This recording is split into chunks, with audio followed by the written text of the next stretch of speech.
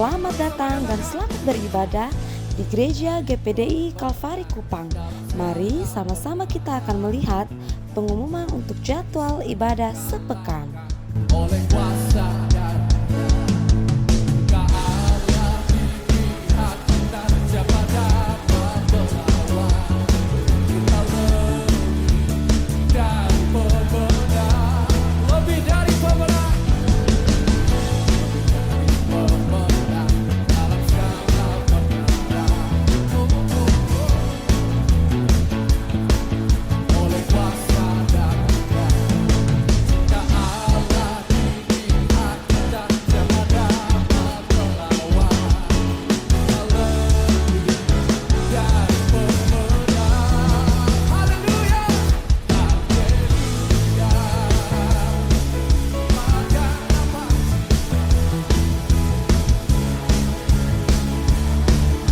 Kami juga mengucapkan selamat datang untuk para jemaat yang baru pertama kali bergabung di Gereja GPDI Kalvari Kupang. Sampai jumpa di ibadah-ibadah selanjutnya ya. Tuhan Yesus memberkati. GPDI Kalvari, sekali Yesus, tetap Yesus. Haleluya. Kita percaya kita mengakhiri tahun ini dengan jadi pemenang. Amin. Katakan bersama. Amin. Haleluya. Puji Tuhan, salam sejahtera dalam nama Tuhan Yesus Kristus. Mari Bapak Ibu sekalian kita membuka Alkitab kita. Injil Yohanes pasal 5. Injil Yohanes pasal 5 ayat 1 sampai dengan ayat 8. Injil Yohanes pasal 5 ayat 1 sampai 8 begini firman Tuhan. Saya bacakan buat kita semua. Sesudah itu ada hari raya orang Yahudi dan Yesus berangkat ke Yerusalem. Di Yerusalem dekat pintu gerbang domba ada sebuah kolam yang dalam bahasa Ibrani disebut Bethesda. Ada 5 serambinya dan di serambi-serambi itu berbaring sejumlah besar orang sakit, orang-orang buta, orang-orang timpang, dan orang-orang lumpuh yang menantikan goncangan air kolam itu.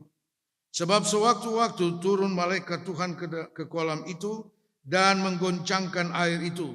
Barang siapa yang terdahulu masuk ke dalamnya, sesudah goncangan air itu menjadi sembuh, apapun juga penyakitnya. Di situ ada seorang yang sudah 38 tahun lamanya sakit. Ketika Yesus melihat orang itu berbaring di situ dan karena ia tahu bahwa ia telah lama dalam keadaan itu, berkatalah ia kepadanya, "Maukah engkau sembuh?" Jawab orang sakit itu kepadanya, "Tuhan, tidak ada orang yang menurunkan aku ke dalam kolam itu apabila airnya mulai goncang, dan sementara aku menuju ke kolam itu, orang lain sudah turun mendahului aku." Kata Yesus kepadanya, "Bangunlah, angkatlah tilammu dan berjalan." Haleluya. Puji Tuhan. Ayat-ayat firman Tuhan cerita tentang kolam Bethesda ini sudah sering kali kita dengar, kita baca. Nah, saudara-saudara, ada beberapa hal yang perlu kita pelajari dari firman Tuhan ini. Ya. Ayat 1 dikatakan, sesudah itu ada hari raya orang Yahudi dan Yesus masuk ke Yerusalem. Di dalam pasal 2 ayat 13 Injil Yohanes, di situ dikatakan ada hari raya Paskah dan Yesus juga datang ke Yerusalem. Ada hari raya Paskah dan kita tahu dari 7 masa raya orang Israel yang kemudian menjadi 3 masa raya besar, yaitu Paskah, Pantekosta, dan Pondok Daun. Jadi sesudah hari raya Paskah ada hari raya Pantekosta. Jadi yang dimaksud dalam pasal 5 ayat 1 dari Yohanes ini adalah hari raya Pantekosta. Dan Yesus datang ke Yerusalem. Nah, saudara-saudara sekalian, dikatakan di Yerusalem dekat pintu domba. Jadi Yesus masuk melalui pintu domba. Ada 12 pintu gerbang di Yerusalem. Salah satunya adalah pintu gerbang domba. Saudara-saudara, kemudian dalam ayat 2 dikatakan di Yerusalem dekat pintu domba ada sebuah kolam yang dalam bahasa Ibrani disebut Bethesda. Ada 5 serambinya. Ya. Jadi ada kolam di depan, di samping pintu gerbang domba. Puji Tuhan, tahun 2013 kami sudah pernah sampai ke tempat itu. Dan bekas-bekas kolam itu masih ada tapi sudah hancur. Ya, tinggal puing-puing saja. Dikatakan di serambi kolam itu ada begitu banyak orang sakit. Ya. Ada begitu banyak orang sakit. Kenapa mereka ada di sana? Dikatakan dalam ayat selanjutnya bahwa karena di kolam itu sewaktu-waktu ada malaikat Tuhan turun dan menggoncangkan air itu. Lalu siapa yang terlebih dahulu masuk sesudah air itu bergoncang, dia sembuh apapun penyakitnya. Nah, saudara-saudara, kita akan melihat beberapa hal tentang Bethesda ini, ya, tentang kolam Bethesda ini. Arti dari Bethesda adalah rumah pengasihan, ya, rumah pengasihan. Tetapi kenyataan yang akan kita lihat dalam firman Tuhan ini bertentangan, berbeda dengan arti dari nama kolam Bethesda itu. Saudara-saudara, yang namanya sakit, orang sakit pasti akan mencari kesembuhan.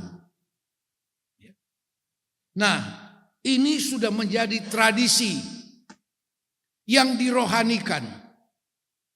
Bahwa di kolam Bethesda itu ada kesempatan orang bisa mendapat kesembuhan. Walaupun tidak ada kepastian. Ya. Beberapa hal yang akan kita lihat dari kolam Bethesda ini, saudara-saudara. Dikatakan yang pertama,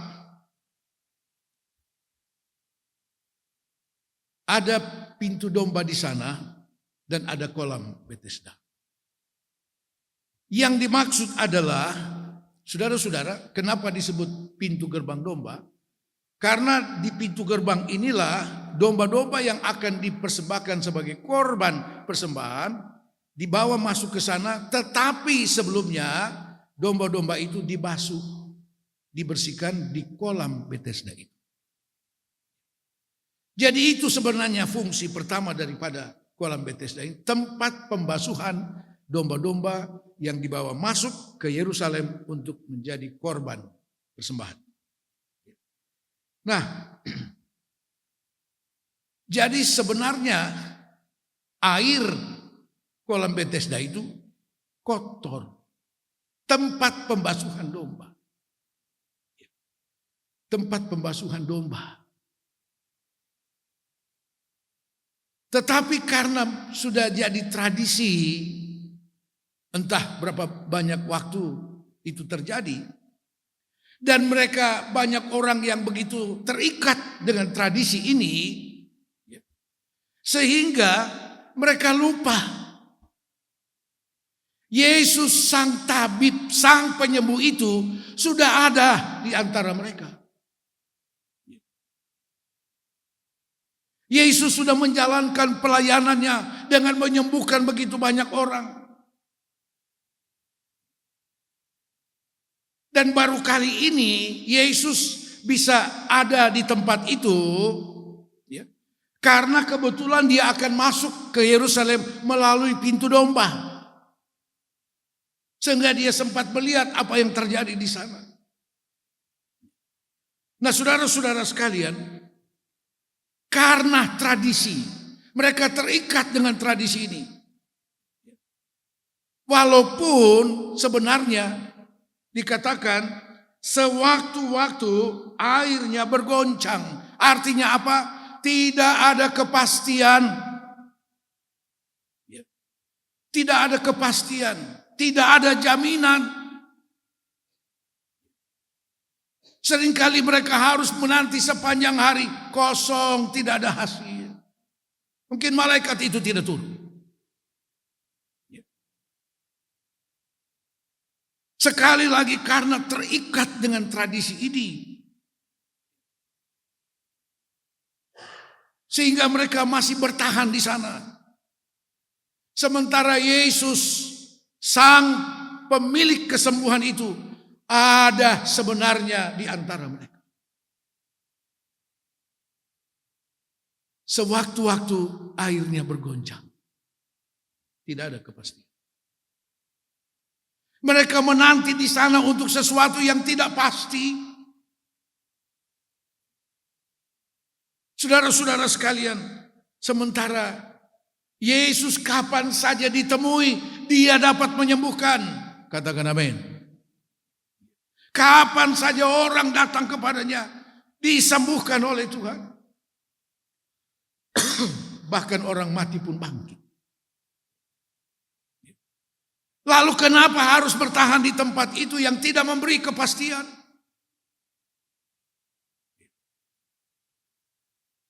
Seringkali sarana bisa menjadi berhala, sudah. Padahal tidak memberi apa-apa. Mari kita beranjak. Kenapa mereka tetap ada di sana? Karena mereka belum mengenal Yesus.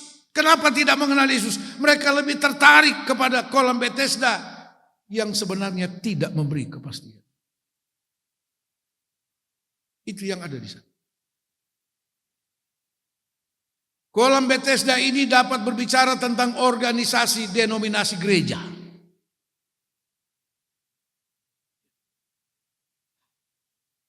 Kita harus pastikan ketika kita datang beribadah, kita sungguh-sungguh berjumpa dengan Tuhan. Katakan amin. Bukan hanya satu ikatan emosional dengan satu nama denominasi gereja. Bukan. Itu tidak akan memberi arti apapun dalam kehidupan kita.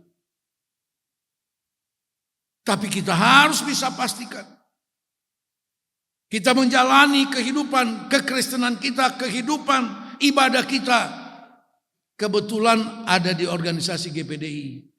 Tapi saya mau katakan, GPDI tidak memberi kepastian apapun untuk keselamatan kita. Katakan amin. Hanya Yesus. Sebab itu ada teman-teman bilang begini. Kalau lagi semangat, sekali GPDI tetap GPDI. Saya bilang, salah.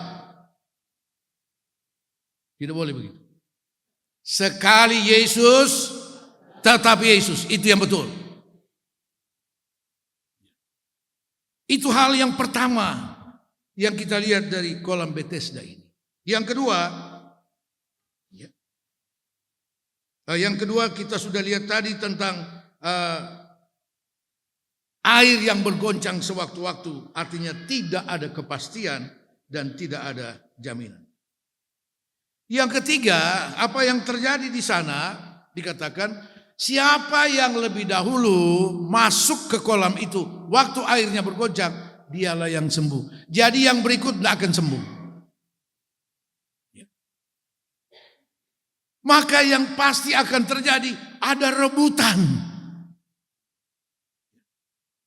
Ada rebutan. Apalagi yang berkumpul di sana secara spesifik dikatakan 3 macam penyakit orang yang ada di sana. Buta, timpang, lumpuh. Nah loh, bahaya itu. Orang buta pasti ada yang tuntun. Dan mungkin dia bisa turun sendiri. Kolam ada di sini, dia lari ke sana.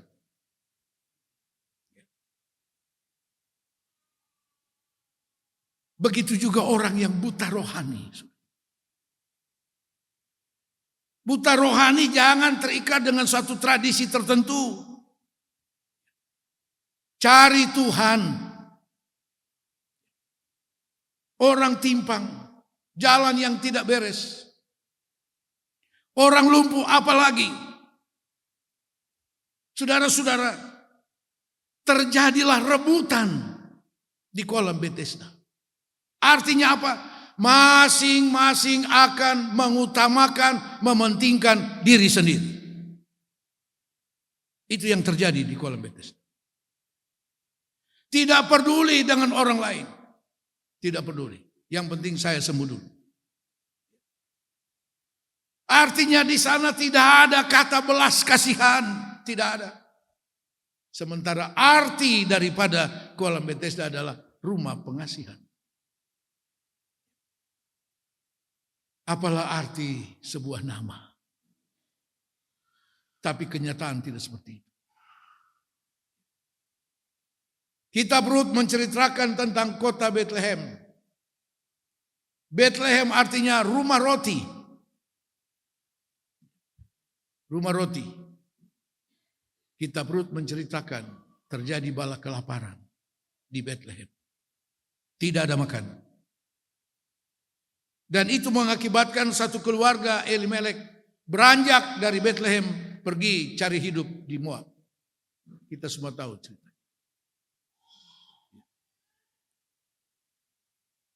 Kenapa terjadi seperti itu? Persoalannya ada di dalam setiap pribadi umat Tuhan. Dalam banyak peristiwa dalam Alkitab, khususnya Perjanjian Lama, ketika umat Tuhan berubah setia kepada Tuhan, Tuhan akan menghukum mereka. Tidak menurunkan hujan. Kekeringan terjadi di mana-mana. Hukuman yang lain Tuhan serahkan mereka kepada bangsa kafir. Jadi artinya mereka hanya menikmati Bethlehem itu sebagai rumah roti selama mereka hidup sesuai dengan firman Tuhan. Katakan amin. Kebenaran-kebenaran firman Tuhan itu akan menjadi pengalaman yang nyata bagi kita selama kita hidup sesuai dengan firman Tuhan. Begitu dengan kolam Bethesda, saudara. Yang artinya rumah pengasihan. Tetapi yang terjadi di sana, saling rebutan. Bahkan mungkin saling tarik, saya duluan. Saya berdiri di sini 1 hari. Bisa saja terjadi seperti itu. Suatu penantian yang tidak ada kepastian. Padahal Yesus ada di sana yang memberi kita kepastian yang sesungguhnya. Yesus memberi kita kepastian, memberi kita jaminan. Saudara-saudara, kemudian ketika Yesus masuk melewati pintu domba itu, dia melihat ada orang lumpuh yang dikatakan sudah 38 tahun. Sakit. Entah berapa lama dia sudah ditaruh di sana. Tetapi yang pasti dia belum pernah dan mungkin tidak akan pernah mendapat kesembuhan. Sampai dia mati. Yesus memberi perhatian kepada orang lumpuh itu. Tetapi bagaimana keterikatan mereka dengan tradisi kolam Bethesda itu, ketika Yesus bertanya, maukah engkau sembuh? Apa jawaban orang itu? Dia pikir, aduh, kebetulan rupanya sudah ada orang yang mau bantu saya masuk di kolam itu. Mari kita lihat. Ayat 6, ketika Yesus melihat orang itu berbaring di situ dan karena ia tahu bahwa ia telah lama dalam keadaan itu, berkatalah ia kepadanya, maukah engkau sembuh? Ayat 7, jawab orang sakit itu kepadanya, Tuhan, tidak ada orang yang menurunkan aku ke dalam kolam itu apabila airnya mulai goncang. Dia masih terikat dengan tradisi itu. Tradisi itu membutakan dia untuk melihat, untuk mengerti siapa yang ada di hadapannya. Jadi yang dia tunggu sekian lama, orang yang mau bantu dia masuk ke kolam. Sementara yang ada di hadapannya adalah pemilik kesembuhan itu. Adalah dia yang memberi kepastian. adalah Dia yang baginya tidak ada perkara yang mustahil. Dia masih pikir, waduh, puji Tuhan, sudah ada yang mau bantu saya. Tidak ada orang yang bantu saya. Saudara, jangan berharap kepada manusia. Yeremia 17 katakan, diberkatilah orang yang mengandalkan Tuhan. Katakan amin. Diberkatilah orang yang mengandalkan Tuhan. Tetapi ini terjadi karena apa? Tidak ada pengenalan yang benar kepada Tuhan Yesus. Dia tidak kenal siapa yang ada di hadapannya. Kita hanya akan melihat mujizat dari Tuhan. Kita hanya akan mengalami janji-janji Tuhan sejauh mana pengenalan kita kepada Tuhan. Sebab itu yang menjadi kepentingan kita adalah semakin lama kita semakin jauh dalam pengenalan kepada Tuhan. Semakin dalam pengenalan kepada Tuhan. Sehingga setiap janji Tuhan akan menjadi kenyataan bagi kita semua. Dia tidak kenal siapa itu.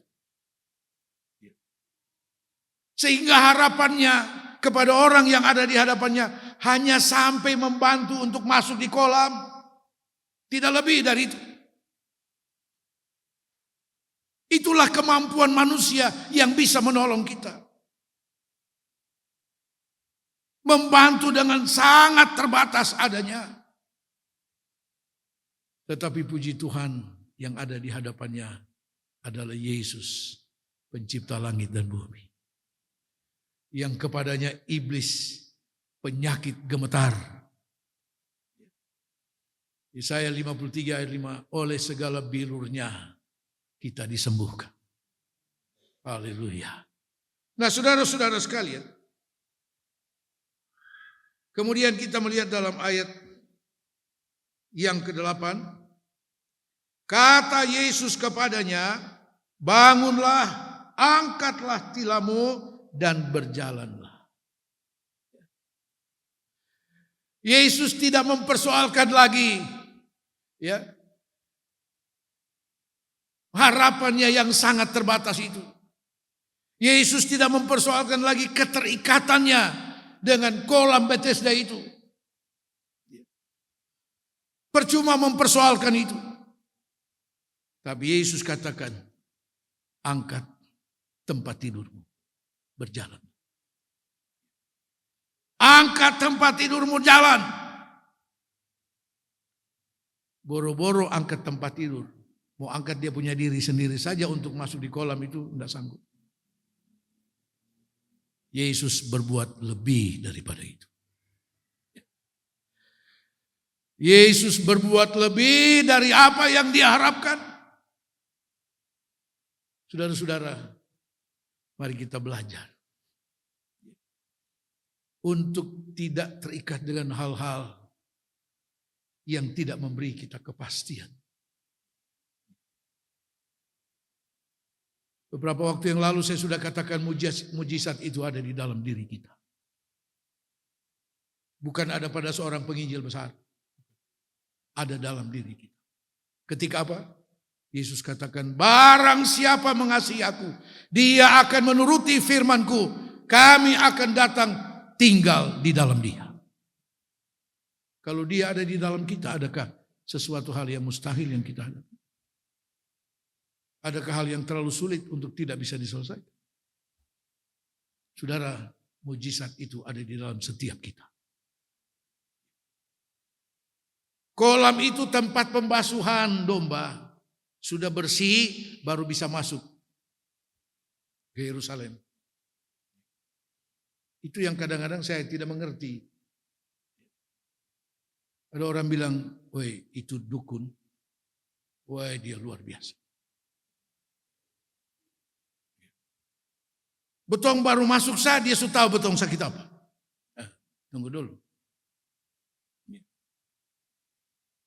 Terus itu dukun kayak apa? Woi dia kelihatan seram. Kamomos. Itu kolam Bethesda.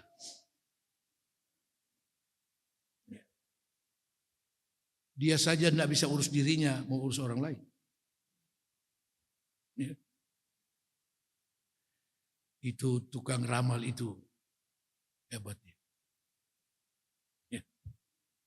Saudara, dia saja tidak bisa ramalkan nasibnya, tapi dia ramal orang lain. Itu kolam Bethesda. Ya. Segala sesuatu yang sedang diharapkan oleh semua orang sakit di sana, jawabannya ada di dalam Yesus. Hanya Yesus. Haleluya. Mari saudara kita jalani tahun 2025 ini dengan hanya berharap kepada Tuhan. Dengan keyakinan yang sungguh. Karena hanya Dia yang dapat memberi kepastian bagi saudara. Secara manusia tahun 2025 ke depan ini masih misterius. Tapi bersama dengan Tuhan ada kepastian. Dia tidak mempersoalkan semua masalah kita. Dia hanya memberi kita jawaban. Itu orang lumpuh bilang, aduh Tuhan, 38 tahun sudah saya tunggu di sini. Tidak bisa. Belum ada yang berbelas kasihan untuk tolong bawa saya ke sana. Tuhan tidak perlu kita punya latar belakang seperti itu. Itu cerita seperti itu. Tidak perlu. Tuhan mau hari ini, adakah engkau yakin? Adakah engkau percaya sungguh? Adakah engkau sungguh-sungguh menaruh harap kepada Tuhan? Hari ini. Bukan kemarin dan seterusnya. Sebab hari ini Dia ada di antara saudara dan saya. Dia yang memberi kita kepastian. Mari kita jalani tahun 2025 dengan kepastian bersama dengan Tuhan Yesus. Katakan amin. Puji Tuhan, Tuhan memberkati. Kita bangkit.